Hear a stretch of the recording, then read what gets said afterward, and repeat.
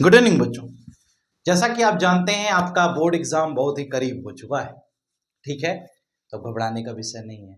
हमने आपसे वैसे भी कहा था कि केमिस्ट्री का पेपर हमारे ऊपर छोड़ दीजिए, तो जो वादा किया है वो निभाएंगे, हम आपको छोड़ के नहीं जाएंगे।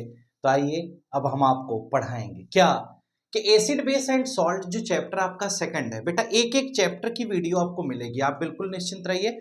कल तक में हम सारी चीजें पढ़ा देंगे, आज रात भर में ये सारा काम कंप्लीट हो जाएगा। केवल बातचीत ये करनी है कि पढ़ना है आपको ही है। ये जो लेक्चर हम अपलोड करेंगे आज, या जो हम वीडियो आपको जो वीडियो आप देख पा रहे हैं उसके बारे में जरा सुनिएगा। हमें क्या पढ़ना है आज की क्लास में, ये जो हमारा पोर्शन है आप देख पा रहे होंगे लिखा गया welcome to this video NCERT in one shot. इसका मतलब क्या है कि एनसीईआरटी बुक के बारे में बातचीत करनी है। आपको बता दें कि एनसीईआरटी जान है, एनसीईआरटी के अलावा अगर आप कुछ भी पढ़ेंगे तो फिर आप अनजान हो जाएंगे। रीजन क्या है? क्योंकि एनसीईआरटी ही सबसे बड़ा मैटर करती है पढ़ाई के लिए। पढ़ाई के लिए एनसीईआरटी सबसे ज्यादा मैटर क्यों कर रही है? क्योंकि आपके बोर्ड के एग्जाम में जो भी क्वेश्चंस आने वाले हैं वो मैक्सिमम क्वेश्चंस एनसीईआरटी के ही होंगे। अब सोचने समझने की बात यह है कि अगर आप एनसीईआरटी नहीं पढ़ के जाते हैं तो ये आपके लिए एक प्रॉब्लमेटिक सीन हो जाएगा, क्योंकि बिना एनसीईआरटी पढ़े आपकी गाड़ी चलने वाली नहीं है। आपको एनसीईआरटी पढ़ना कंपलसरी है और पढ़ना भी पड़ेगा। अब एनसीईआरटी में क्या पढ़ा जाए, जैसा कि अभी देखिए आप 12th का एग्जाम था केमिस्ट्री का, और हमने एक वीडियो अपलोड की थी, अगर लोगों ने देखा होगा तो 60 to 62 मार्क्स का क्वेश्चन उसी वीडियो में जितने पार्ट्स हमने इंपॉर्टेंट बताए थे उसी से आया था। ठीक है, तो अब आपको ध्यान ये रखना है क्योंकि पूरा का पूरा पेपर एनसीईआरटी का केमिस्ट्री का जो आया वह किससे आया? एनसीईआरटी से आया। अब केमिस्ट्री का पेपर जब एनसीईआरटी से आ गया, सैंपल प्रॉब्लम मिनटेक्स क्वेश्चन एक एक छोटे छोटी चीजें ऐसे पूछ ली गई। तो इसीलिए हमने कहा कि आपको एसिड बेस सॉल्ट जो आपके केमिस्ट्री का सेकंड चैप्टर है, आज हम उसके बारे में बात कर रहे हैं। उस चैप्टर के अंदर हम बात करेंगे इंटेक्स क्वेश्चन, यानी कि इंटेक्स क्वेश्चन में हमें क्या डिस्कस करना है जरा ये समझिएगा। यानी कि जो एनसीईआरटी में टेक्स्ट के बेसिस पर क्वेश्चंस दिए रहते हैं, यानी जो कंटेंट है उसके बेसिस पर क्वेश्चंस बीच बीच में दिए रहते हैं, वो हमें पढ़ना है। तो वो पढ़ने को मिलेगा कहां? आपको अपने YouTube channel the secret of chemistry पर। तो आइए शुरुआत करते हैं, समय को ना बर्बाद करते हुए सबसे पहले पॉइंट पर चलते हैं और पहले क्वेश्चन पर डिस्कस करते हैं कि फर्स्ट क्वेश्चन क्या कह रहा है। इस इंटेक्स क्वेश्चन की सीरीज में हमें बातचीत करनी है पहले क्वेश्चन पर, और पहले क्वेश्चन में हम ये देख पाएंगे कि फर्स्ट क्वेश्चन हमारा क्या है, क्या कहना चाह रहा है क्वेश्चन, कौन कौन से टॉपिक इसके अंतर्गत हमें पढ़ाए जाएंगे, इन सभी विषयों पर बात करेंगे। ध्यान देने की बात यह है कि आपने अगर स्टेटस देखा होगा तो आज हमने बताया है कि आज 7 बजे तक अपलोड करने की बात थी। ठीक है, वो वीडियो अपलोड हो जाएंगी थोड़ी देर में। अभी तो ये अपलोड होगी, उसके बाद एक एक करके वीडियो आपको मिलते रहेगी, आप पढ़ते रहिए। रिवीजन की सारी जिम्मेदारी हमारे पर छोड़ दीजिए, फिजिक्स और बायो आप पढ़िए, केमिस्ट्री हमारे पर छोड़ दीजिए, हम करा देंगे आपको। देखिए क्वेश्चन नंबर 1 जो आया बेटा, ये 1 नंबर का क्वेश्चन क्या कह रहा है, जरा ध्यान से सुनना। ये बुक के वो क्वेश्चन है जो समझने में थोड़ा समय जरूर लगता है लेकिन आसान है। क्या दिया गया? You are given 3 test tubes, यानी कि आपको 3 टेस्ट ट्यूब दी गई। कहते हैं the 3 test tube contain distilled water and acidic solution and the basic solution respectively. यानी कि आपसे कहा जा रहा है कि आपको दी क्या गई है? आपको दिया गया 3 टेस्ट ट्यूब दे दी गई। जरा देखिएगा बोर्ड पर हम लिखते हैं कि वो 3 टेस्ट ट्यूब हमें क्या दी गई। यानी कि हमने कहा एक टेस्ट ट्यूब मान लो ये हो गया, दूसरा टेस्ट ट्यूब ये हो गया, तीसरा टेस्ट ट्यूब ये हो गया। ठीक है, हमने कहा ये 3 टेस्ट ट्यूब हमें दे दी गई। अगर हमें ये 3 टेस्ट ट्यूब दी गई, किसी को अगर बीकर लग रहा है तो आप समझते रहिए, क्योंकि ये बीकर और टेस्ट ट्यूब में डिफरेंस बताने का वक्त नहीं है। ये टेस्ट ट्यूब, ये टेस्ट ट्यूब, ये टेस्ट ट्यूब हमें दे दी गई। एक में हमें क्या दिया गया है? एक टेस्ट ट्यूब में हमें दिया गया वाटर है, ठीक है, डिस्टिल्ड वाटर है। दूसरे में हमें दिया गया एसिड, कोई एसिडिक सॉल्यूशन है, और तीसरे में हमें कोई बेसिक सॉल्यूशन दे दिया गया। ठीक है, ये 3 बात कही जा रही है।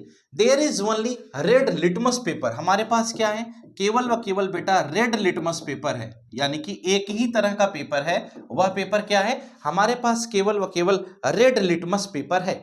हम कहते हैं कि अगर हमारे पास केवल रेड लिटमस पेपर है तो इस रेड लिटमस पेपर की मदद से हम कैसे ये जज कर पाएंगे कि किस में एसिडिक सॉल्यूशन है, किस में बेसिक है, किस में क्या है, यही पूछा है। इन्होंने कहा कि there is only red litmus paper available in order to identify what is there in each test tube, how will you find out what is in each of the. ज्ञान की बातें हुई। क्या कहते हैं कि आपके पास केवल रेड लिटमस पेपर है तो आप जज कैसे करेंगे? आपको अभी तो पता है ना 3 टेस्ट ट्यूब है, लेकिन ये नहीं पता है कि कौन सी टेस्ट ट्यूब में क्या है। आपको बोर्ड पे दिख जरूर रहा होगा, तो आप रेड लिटमस पेपर की मदद से एक लिटमस पेपर से कैसे जज कर पाएंगे? ये क्वेश्चन है आपका, जरा दिमाग लगाइए। कुछ नहीं क्वेश्चन में पूछा है, कह रहा है कि अगर रेड होगा लिटमस पेपर बेटा तो उसको क्या करोगे? जब सोल्यूशन में डालोगे तो अगर हम रेड लिटमस पेपर को सॉल्यूशन में डालेंगे और उसका कलर क्या हो जाता है? ब्लू, यानी रेड लिटमस पेपर का कलर अगर ब्लू हो जाता है तो इसका मतलब वो सॉल्यूशन क्या है? एसिडिक है या बेसिक है? अब हमें यह समझना होगा, अगर रेड लिटमस पेपर का कलर ब्लू हो जाता है तो रेड कहां यूज होता है? रेड कहां यूज होता है? इसका मतलब वह सॉल्यूशन बेसिक है। एक बात तो क्लियर हो जाएगी कि अगर हम रेड लिटमस पेपर लेते हैं और कलर अगर चेंज होता है तो बेसिक हो गया। दूसरी बात, अगर हम जिसमें कलर में चेंजेस नहीं आ रहा है उसको हम क्या कह देंगे? अब सवाल है कि एक एसिड है एक वाटर है। कुछ लोग कहते हैं कि वो जो रेड लिटमस पेपर ब्लू में कन्वर्ट हुआ है उस ब्लू को हम एसिड के लिए ट्रीट कर ले। अगर उस ब्लू लिटमस पेपर को एसिड में ट्रीट करोगे तो क्या चेंज होगा क्या? एक, और अगर हम उसी रेड को वाटर में ट्रीट करें तो क्या होगा? रेड को वाटर में ट्रीट करोगे नो चेंज, लेकिन जब ब्लू हुआ, ब्लू को एसिड में डालोगे तो आपको बहुत माइन्यूट सा चेंज दिखाई देगा। ठीक है, इस प्रकार से आप इसे जज कर सकते हैं कि किस प्रकार से किस में एसिड होगा, किस में बेस होगा, किस में क्या होगा। हम उम्मीद करते हैं कि क्वेश्चन आपको समझ में आया। दूसरा क्वेश्चन क्या कहता है? वाई शुड कर्ड एंड सोर substances not be kept in brass and copper vessel, यानी कि कहते हैं कि अगर हमें दही की बात की जाए और खट्टे पदार्थ, जितने भी खट्टे पदार्थ हैं या कोई भी दही, ठीक है, आपसे कहा जाए चाहे हमें दही दे दी जाए, चाहे कोई भी खट्टी चीज अगर हमें दे दी जाती है तो उसको हम क्या कर रहे हैं? उसको कहते हैं हम ब्रास या कॉपर के वेसल में क्यों रखते हैं। क्वेश्चन है कि उसको हम ब्रास या कॉपर के वेसल में क्यों रखते हैं, ये क्वेश्चन आया। तो कहते हैं चाहे कर्ड हो, चाहे दही हो या कोई भी खट्टा पदार्थ हो, कुछ भी आपको दे दिया जाए वह क्या कंटेन करता है? वह एसिड को कंटेन करता है, वह एसिडिक नेचर का होता है। अगर वह एसिड को कंटेन करता है और वह एसिडिक नेचर का होता है तो इसमें बताया गया कि वह मेटल से कंबाइन हो जाएगा। किससे? मेटल से, क्योंकि जिस बर्तन का हम उपयोग कर रहे हैं वह क्या है? मेटेलिक है। अगर वह मेटेलिक है तो वह मेटल से क्या होगा? कंबाइन हो जाएगा। और अगर बेटा वह मेटल से कंबाइन हो जाएगा तो इसका मतलब वह एसिड मेटल से रिएक्शन कर लेगा, और एसिड अगर मेटल से रिएक्शन करेगा तो वह फूड कैसा हो जाएगा? पॉइजनस हो जाएगा, यानी कि वह फूड जहरीला हो सकता है। इसलिए हमें किसी भी खट्टे पदार्थ को किसमें? ब्रास या कॉपर से बने वेसल में नहीं रखना चाहिए।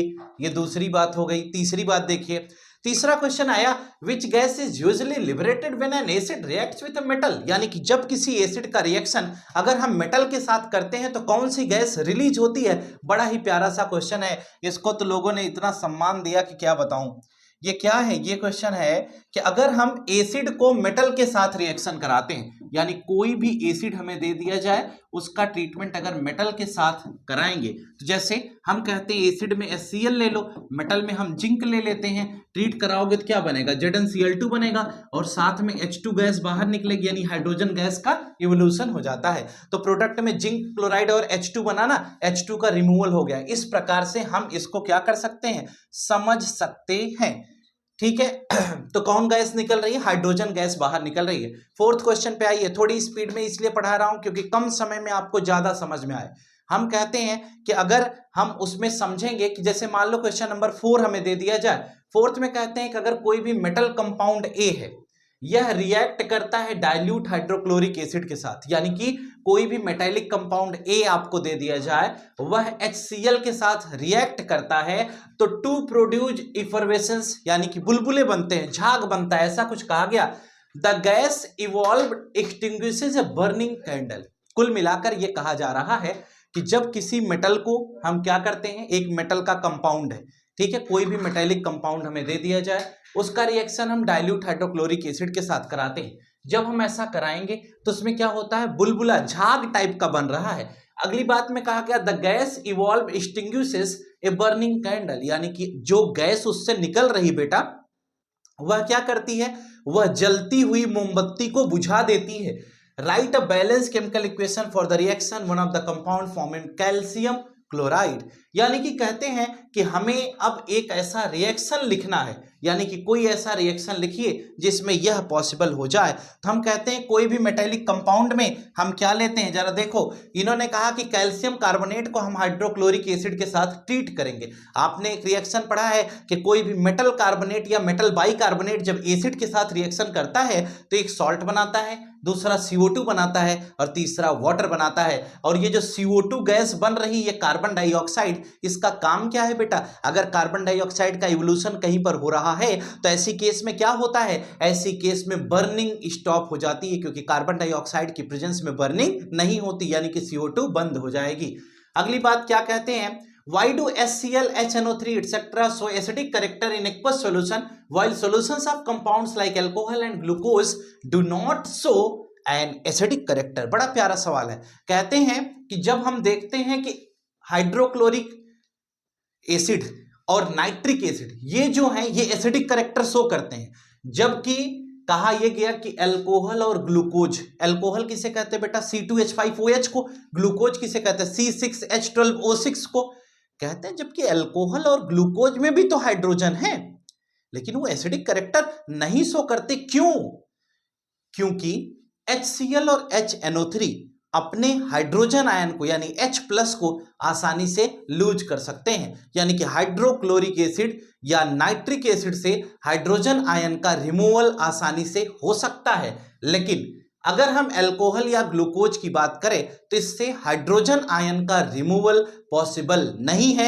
यह कोवेलेंट कंपाउंड है, जिसकी वजह से इससे H+ रिमूव नहीं हो पाता है, इसीलिए यह एसिडिक करेक्टर नहीं शो करते, जबकि ऊपर वाले एसिडिक करेक्टर शो करते हैं। अगली बात देखिए, अगली बात में हम क्या पढ़ रहे हैं, हमने कहा कि अगली बात में why does an aqueous solution of acid conduct electricity. कहते हैं कि किसी एसिड का एक्वस सॉल्यूशन मतलब वाटर का कंटेंट उसमें होना चाहिए, वह करंट का कंडक्शन क्यों करता है? तो हमने जवाब मिला कि charge particles are responsible for the conductance of electricity, यानी कि इलेक्ट्रिसिटी को कंडक्ट कराने के लिए चार्ज पार्टिकल का होना बहुत जरूरी है। तो जब चार्ज पार्टिकल का होना जरूरी है और उसी चार्ज पार्टिकल को हम आयन कहते हैं, तो कहते हैं कि यही रीजन है कि कोई भी सॉल्यूशन या यही रीजन है कि कोई भी एक्वस सॉल्यूशन करंट का कंडक्शन करता है। यानी कि अगर हम एसिड के एक्वस सॉल्यूशन की बात करें, उसमें पानी मिला करके दे दें, तो उसमें क्या होगा, आयंस आसानी से टूट जाते हैं और आयंस के फॉर्मेशन की वजह से वह करंट का कंडक्शन शो करता है। आगे देखो 6 के बाद 7 नंबर पे अगला क्वेश्चन आया, व्हाई डज, ये बड़े प्यारे क्वेश्चन है, ये आते हैं एग्जाम में, एकदम निपटा देते हैं। Why does dry HCl gas not change the colour of dry litmus paper? ये भी प्रैक्टिकल क्वेश्चन है, जरा गौर करिएगा। कहते हैं कि अगर HCl गैस निकल रही किसी टेस्ट ट्यूब से, ठीक है, ध्यान से सुनना। सपोज करिए आपके पास ये टेस्ट ट्यूब है, आपने एक टेस्ट ट्यूब ले लिया, इसमें कोई भी प्रैक्टिकल किया, अब इसमें क्या हुआ, HCl गैस निकल रही है। अगर आप इसमें लिटमस पेपर ले आकर के लगाते हैं, ठीक है, कौन सा लिटमस पेपर इन्होंने कहा है, कहते हैं ड्राई लिटमस पेपर, सूखा लिटमस पेपर अगर लगाते हैं तो उसके कलर में चेंज नहीं होता। जबकि अगर उसी लिटमस पेपर को थोड़ा गीला कर लें, वेट लिटमस पेपर को अगर ले आकर लगाते हैं, तो उस लिटमस पेपर का कलर चेंज हो जाता है। ऐसा क्यों होता है? गैस तो HCl ही थी, सूखे और गीले से क्या अंतर हो गया बेटा? अंतर ये हो गया कि जब आप सूखे लिटमस पेपर को ले आते हो, ड्राई लिटमस पेपर को, तो उसमें वाटर का कंटेंट तो होता नहीं, तो जो HCl निकल रही है वह HCl H+ और Cl- में तो टूट नहीं पाती, जिसकी वजह से वह कलर में चेंजेस नहीं होता। जबकि वेट लिटमस पेपर जो गीला होता है उसमें वाटर होता है, जो गैस यहां से निकलती है वह वाटर के कांटेक्ट में आती है, आयंस में टूट जाती है, जिसकी वजह से वह उस गीले लिटमस पेपर का रंग बदल जाती है। यही बात है, यही रीजन है जिसकी वजह से हम ये कहते हैं कि गीला लिटमस पेपर और सूखा लिटमस पेपर का इफेक्ट क्या होता है। शायद ये बात आपको समझ में आ जानी चाहिए। अगली बात देखिए, कहा गया व्हाइल डाइल्यूटिंग एन एसिड, बड़ा प्यारा प्यारा सवाल है। ये जान लो कि अगर इतना क्वेश्चन आप लगा लोगे ना, तो भी आपका इसी 15 में से 2-3 क्वेश्चन फंस जाएगा बेटा। While diluting an acid, why is it recommended that the acid should be added to water and not water to acid? कहते हैं यार ये तो बड़ा आसान सा क्वेश्चन, हाँ लेकिन देखो कितना टफ लैंग्वेज घुमा देता है। कहते हैं कि जब हम डाइल्यूशन करते हैं, तो डाइल्यूशन करने का मतलब जब हम पानी मिलाते हैं, तो एसिड में पानी की पानी में एसिड, ध्यान से सुनना, पानी में एसिड कि एसिड में पानी, यही बात जानने में याद आ जाती है लोगों की नानी। तो जरा गौर करिएगा, नहीं तो भूल जाएगी एग्जाम में आपकी नानी। तो क्या याद करना है बेटा, सुनना, कहा यह गया कि while diluting an एसिड, किसी एसिड का डाइल्यूशन करना है। कहे हाँ सर बिल्कुल सही बात है। while diluting an acid it is recommended that the acid should be added to water, मतलब पानी आपको ले लेना है, उस पानी में आपको एसिड मिलाना है, ना कि एसिड लेकर उसमें पानी नहीं मिलाना है। पानी लेना है, उसमें एसिड मिलाना है, ठीक है। जब हम पानी में एसिड मिलाएंगे और ड्रॉप वाइज अगर एसिड हम पानी में मिलाते हैं, ढेर सारा पानी है उसमें धीरे धीरे धीरे धीरे करके पानी में हम एसिड मिला रहे हैं, जब हम ड्रॉप वाइज एसिड को उसमें डालते हैं तो ऐसी केस में क्या होता है, हीट एनर्जी धीरे धीरे धीरे धीरे करके बाहर निकलती है, क्योंकि एसिड जब पानी में जाएगा तो हीट एनर्जी बाहर निकलेगी, वो धीरे धीरे निकलती है। लेकिन अगर यही उल्टा कर लो कि एसिड ले लो टैंक में और उसमें पानी मिला रहे हो, अगर बीकर में एसिड ले लिया या किसी बर्तन में एसिड ले लिया उसमें पानी मिलाओगे तो एक्सोथर्मिक रिएक्शन होता है। एक्सोथर्मिक का मतलब समझ रहे हो, ढेर सारी हीट एनर्जी एक झटके में बाहर निकलती है, फिर मिलाने वाला कभी किसी चीज में कुछ भी मिलाने लायक नहीं बचता है, यानी कि वह एक्सोथर्मिक रिएक्शन की चपेट में आ जाता है। एक्सेस हीट पड़ने की वजह से यह प्रॉब्लम होती है, ठीक है। इसीलिए कहा जाता है कि पानी में एसिड मिलाए, एसिड में पानी नहीं मिलाएं, इस बात को ध्यान रखें। अगली बात, how is the concentration of hydronium ion affected when a solution of an acid is diluted, यानी कि अगर हम किसी एसिड के सॉल्यूशन को डाइल्यूट करते हैं, यानी किसी एसिड का सॉल्यूशन हमें दे दिया जाए, उसमें हम पानी मिलाते जा रहे हैं, तो उसमें हाइड्रोनियम आयन का कंसंट्रेशन प्रभावित कैसे होता है, अफेक्ट कैसे करता है। क्या लिखा है इन्होंने, when acid is added to water there will be a fixed amount of hydronium ion present in the fixed volume of the solution. If we dilute the solution, hydronium ion per volume of the solution decreases. इसका मतलब क्या है कि जब हम dilute करते हैं, जैसे मान लो आपने कहा कि ये कुछ ऐसे समझिए तो ज्यादा बेटर आपको समझ में आएगा। क्या कहा हमने कहा ये डिब्बा हो गया, ठीक है। इस डिब्बे में हमने कहा कि हम क्या ले लिए, एसिड ले लिए, ठीक है। अगर इस डिब्बे में हमने एसिड ले लिया और हम इसमें पानी मिला रहे हैं, H2O ऐड कर रहे हैं, बेटा जब इसमें पानी मिलाओगे तो पानी के मिलाने की वजह से इसमें क्या होगा, हाइड्रोनियम आयन, जो एसिड में एसिड है तो H+ होगा, ऐसे समझो H+ की कंसंट्रेशन धीरे धीरे, अब पानी बढ़ता जा रहा है तो पहले जितने अमाउंट में हाइड्रोजन आयन जितने थे अब वो ज्यादा अमाउंट में भी उतने ही हाइड्रोजन आयन है। तो हाइड्रोजन आयन की पर यूनिट वॉल्यूम जो कंसंट्रेशन है या हाइड्रोनियम आयन की जो कंसंट्रेशन है एक यूनिट वॉल्यूम में, वो घटने लग जाती है, जिसकी वजह से हाइड्रोनियम आयन की कंसंट्रेशन घटती है। इसलिए हम यही कह रहे हैं कि जब हम वाटर का एडिशन करेंगे तो पर यूनिट वॉल्यूम में हाइड्रोनियम आयन का नंबर कम होने लगता है, जिसकी वजह से हाइड्रोनियम आयन की कंसंट्रेशन घटना शुरू कर देती है। ये अगली बात आपको बताएगी। क्वेश्चन नंबर 9 के बाद 10 पे आइए। How is the concentration of hydroxide ion affected when excess base is dissolve in a solution of sodium hydroxide. आपसे कहा गया सोडियम हाइड्रोक्साइड खुद व खुद एक क्या है, सॉल्यूशन है, क्या है, बेसिक सॉल्यूशन है। उस सोडियम हाइड्रोक्साइड में कहा गया बेस मिलाते हैं। जब बेटा सोडियम हाइड्रोक्साइड में बेस मिलाओगे तो OH- की कंसंट्रेशन उसमें बढ़ने लगेगी, है ना, क्योंकि बेस जो मिला रहे हैं उसमें हाइड्रोक्साइड आयन है ना, तो OH- की कंसंट्रेशन बढ़ने लगेगी। OH- की कंसंट्रेशन एक समय तक बढ़ेगी और उसके बाद वह सैचुरेशन पॉइंट पर पहुंच जाएगा और फर्दर OH- की कंसंट्रेशन पर कोई प्रभाव नहीं पड़ेगा। देख लीजिए, आप इसको पढ़ लीजिए एक बार, ठीक है। After saturation point hydroxide ion concentration is not affected even after adding base, यानी बेस के एडिशन के बाद भी उस पर कोई प्रभाव नहीं होगा। क्वेश्चन नंबर 11 में क्या कहा जा रहा है, यू हैव टू सॉल्यूशन, आपके पास दो सॉल्यूशन है ए और बी। ये क्वेश्चन बोर्ड में आ चुका है। आपके पास दो सॉल्यूशन है ए और बी, इसमें कहा गया pH of solution A is 6, यानी कि जो सॉल्यूशन ए है उसका पीएच कितना है, 6 है, and the pH of solution B is 8, यानी कि जो सॉल्यूशन बी है उसकी पीएच वैल्यू कितनी है, 8 है। अगली बात कहते हैं which solution has more hydrogen ion concentration, यानी वह कौन सा सॉल्यूशन है जिसकी हाइड्रोजन H+ आयन की कंसंट्रेशन जिसमें ज्यादा है। Which of these is acidic and which one is basic, कहते हैं इनमें से कौन सा एसिडिक है और कौन बेसिक है। बेटा एसिडिक और बेसिक का तो यही से समझ में आ जा रहा है कि A 6 है और B 8 है, तो 6 वाला एसिडिक है, B वाला बेसिक है, क्योंकि पीएच स्केल हम जानते हैं कहां से आप pH 1 से 7 तक की बात करते हो एसिडिक, 7 से 14 की बात करते हो बेसिक, 7 पे न्यूट्रल होता है, इसके बेसिस पर हम एसिड बेस की बात कर लेते हैं। पीएच स्केल में हमने ये भी पढ़ा है कि लेफ्ट से राइट जाने पर हाइड्रोजन आयन की कंसंट्रेशन घटती है और हाइड्रोक्साइड आयन की कंसंट्रेशन बढ़ती है। क्या कि अगर हम कहते हैं कि ये पीएच स्केल आपको जब पढ़ाई जाती थी तो क्या पढ़ाया जाता था कि ये ऐसे पीएच स्केल है, मान लो हम पीएच स्केल की बात करें, ये 7 हो गया, ये हमारा 1 हो गया, ये हमारा 14 हो गया। हम कहते हैं कि जब हम लेफ्ट से राइट की तरफ जाते हैं तो H+ आयन की कंसंट्रेशन क्या होती है, यह डिक्रीज करती है, और OH- की कंसंट्रेशन क्या होती है, इंक्रीज करती है। हमें जो कॉन्सेप्ट दिया गया pH 7 और pH 8 का दिया गया, तो बेटा ये 6 का एसिड हो जाएगा और 8 का क्या हो जाएगा, बेस हो जाएगा। तो आपसे कहा गया which solution has more hydrogen ion concentration, simple सी बात है, जिसकी pH 6 है, यानी कि सॉल्यूशन A की जो वैल्यू होगी उसमें हाइड्रोजन आयन की कंसंट्रेशन सबसे ज्यादा होगी।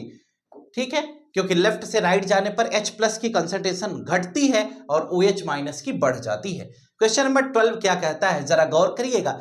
डू बेसिक सॉल्यूशंस है also have H+ ions, if yes then why are these bases, कहते हैं कि अगर बेसिक सॉल्यूशन में भी हाइड्रोजन आयन है, ध्यान से सुनना, कहते हैं कि क्या बेसिक सॉल्यूशन में भी हाइड्रोजन आयन होते हैं, अगर होते हैं तो फिर वो एसिड क्यों नहीं कहे जाते, वह बेस क्यों कहे जाते हैं। बहुत सुंदर सा क्वेश्चन है, ठीक है, कितना प्यारा सा जवाब है। देखिए basic solutions have H+ ions, sure हाँ है, but hydroxide ions present in basic solution are more in basic solution, मतलब कहते हैं लेकिन बेसिक सॉल्यूशन में जो OH- आयन होता है, यानी जो हाइड्रोक्साइड आयन होता है वह ज्यादा होता है in comparison to H+ ion, that's why they are basic in nature, जिसकी वजह से हम ये कहते हैं कि वह बेसिक नेचर में होते हैं।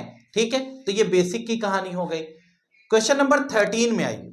13th क्वेश्चन कहता है under what soil condition do you think a farmer would treat the soil of his field with quick lime और स्लेक्ट लाइम, यानी कि एक किसान है, उस किसान की बात जो हम कर रहे हैं उसकी क्या कंडीशन होगी, एक किसान अगर हमें दे दिया जाए उस किसान की क्या कंडीशन होगी, ये क्वेश्चन आपका है, जरा गौर करिएगा।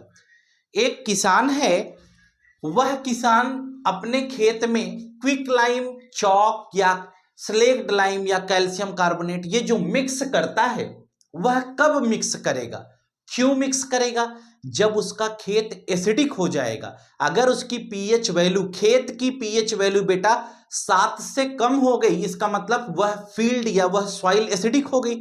अगर वह सॉइल नेचर में एसिडिक हो गई तो इसका मतलब उसे क्या करना होगा, किसी बेस का ट्रीटमेंट करना होगा, यानी कि वह क्विक लाइम या कोई भी कैल्शियम कार्बोनेट जैसे बेस को वह उसमें मिला करके उसकी एसिडिटी को न्यूट्रलाइज करता है। यह बात आपको 13th में पढ़ाई गई। 14th क्वेश्चन देखिए, बड़ा प्यारा सा सवाल है, 1 नंबर का सवाल आता है, बहुत बार पूछा गया। Name the sodium compound which is used for softening hard water, यानी कि किसी हार्ड वाटर को, कठोर जल हिंदी में कहते हैं इसे, हार्ड वाटर को अगर हमें सॉफ्ट बनाना है तो हमें क्या करना पड़ेगा, किसी हार्ड वाटर को सॉफ्ट वाटर में कन्वर्ट करने के लिए हमें सोडियम का वह कौन सा कंपाउंड है जिसको ऐड करना होता है। तो हार्ड वाटर को सॉफ्ट वाटर में कन्वर्ट करने के लिए हमें सोडियम कार्बोनेट का यूज करना होता है, यानी सोडियम कार्बोनेट एक ऐसा कंपाउंड है जिसको मिलाने से हम ये कह सकते हैं कि पानी के अंदर जो हार्डनेस होती है, वाटर की हार्डनेस जो होती है, उसको खत्म किया जा सकता है। इसीलिए तो पढ़ाया जाता है कि जब कपड़े कभी साफ नहीं होते तो हम सर्फ डालते हैं, पाउडर, निरमा पाउडर कहते हैं सर्फ एक्सेल डाल दो तो जल्दी साफ हो जाएगा। पाउडर डाल करके पानी में घोल बनाते हैं, झाग फेन बनाते हैं, फिर उसमें कपड़ा डालते हैं तो वो साफ हो जाता है। तो यही बात हम आपको पढ़ा रहे थे। क्वेश्चन नंबर 15 में आइए, आज के इस सेशन का लास्ट सवाल बड़ा ही जानदार होगा सेशन, उम्मीद करता हूं कि फंस जाएगा सवाल। और ये 15 में से 2 से 3 क्वेश्चन आएगा एग्जाम में, 15 को तैयार कर लो, याद करके जाओ, चाहे जैसे रट डालो अगर नहीं समझ में आ रहा हो। लेकिन मुझे नहीं लगता कि अगर आपने समय दिया है अपने आप पर तो ये क्वेश्चंस आपको समझ में नहीं आए होंगे। Right an equation two the show reaction between plaster of Paris and water, यानी कि प्लास्टर ऑफ पेरिस और वाटर के बीच में क्या रिएक्शन होगा वो बताया है। आपको बताएं कि कैल्शियम सल्फेट हेमीहाइड्रेट, ठीक है, एक केस, और 3/2H2O, इसको जब हम इसमें मिला देते हैं तो क्या होता है, कैल्शियम सल्फेट यानी CaSO4.12H2O है, उसमें 1.5H2O जब हम ऐड करते हैं तो क्या बन जाता है, कैल्शियम सल्फेट .2H2O, जिसका नाम है जिप्सम। यानी कि हम ये कह सकते हैं कि हम जब POP में 3/2 यानी 1.5 मोल H2O का एडिशन कराते हैं तो उसके एडिशन से हमें कैल्शियम सल्फेट का फॉर्मेशन होता है, जिसमें 2 मोल H2O होते हैं, और इसका नाम क्या दिया जाता है बेटा, ये जो कैल्शियम सल्फेट बना .2H2O, इसकी अगर हम कहानी कहें तो इसी को जिप्सम कहते हैं। यानी कि POP में अगर हम 3/2 मोल वाटर मिलाते हैं तो प्रोडक्ट में जिप्सम पाते हैं। ये बात हम आपको बताते हैं। उम्मीद करता हूं कि 15th क्वेश्चन की जो सीरीज थी ये आपको समझ में आ गई होगी, और अगर ये 15th क्वेश्चन की जो सीरीज है अगर ये आपको समझ में आई हो, इसमें इंटेक्स्ट क्वेश्चन पूरे कंप्लीट हैं, यानी कि क्लास जो आप पढ़ रहे हैं 10th उसका जो सेकंड चैप्टर है एसिड बेस एंड सॉल्ट, उसके कुछ प्रैक्टिकल क्वेश्चंस हम यहां पर आपके सामने पेश किए। यानी कि आप देख पाए होंगे इंटेक्स क्वेश्चन में जो बातें थी वो हमने आपको बता दी है। आप बोर्ड पर देख रहे होंगे कुछ आपके लिए लिखा हुआ है और आप इसे ही पढ़ लीजिए, हम नहीं पढ़ेंगे, आप पढ़िए और सोचिए, समझिए और विचार करिए। क्या कहा गया कि चलते चलते थक जाता हूं मैं, नहीं इसमें दूसरा है, चलते चलते थक जाओ फिर क्वेश्चन पर आके रुक जाओ, ये बात आपके सर समझा। सुनो, ज्ञान की बातें, ये सब ज्ञान की बातों के साथ साथ हमें बातचीत ये करनी है कि आज की क्लास में शाम तक में आपके पास क्या आ जाएगा। आज की क्लास में हो सकता है 8 बजे 9 बजे तक हम अपडेट कर देंगे बेटा। इसके जस्ट बाद फर्स्ट चैप्टर की वीडियो रिकॉर्डिंग होगी, अपलोड होगी। मान लो 9 बजे तक, 9:30 बजे तक आपके पास वीडियो मिल जाएगी, जिसमें हम फर्स्ट चैप्टर की सारी चीजें एक ही वीडियो में कंप्लीट कर देंगे, ठीक है। तो आज अभी आप ये जो क्वेश्चंस की सीरीज देख चुके हैं, अगर आपको अच्छी लगी हो, पसंद आई हो, मजा आया हो, समझ में आया हो, और आप चाहते हो कि आपके जो फ्रेंड्स हैं वो भी पढ़ें, तो आप उन्हें अवश्य शेयर करें। और आपका अपना YouTube चैनल है, इसको लाइक शेयर सब्सक्राइब करना ना भूलें। हम आपके उज्जवल भविष्य की कामना करते हैं। फिर मिलेंगे थोड़ी ही देर बाद एक नए वीडियो के साथ और एक नए चैप्टर के साथ। तब तक के लिए गुड नाइट।